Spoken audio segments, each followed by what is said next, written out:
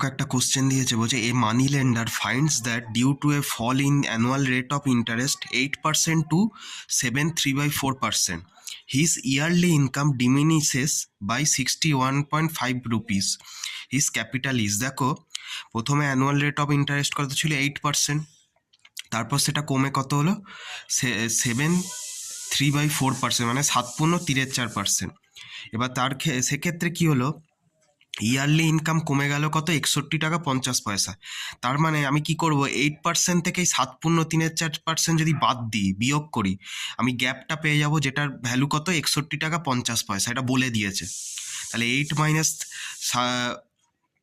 7.34% যদি বিয়োগ করি তাহলে কত হবে, 8 মাইনাস 31/4% ইকুয়ালস টু 61.50 রুপিস।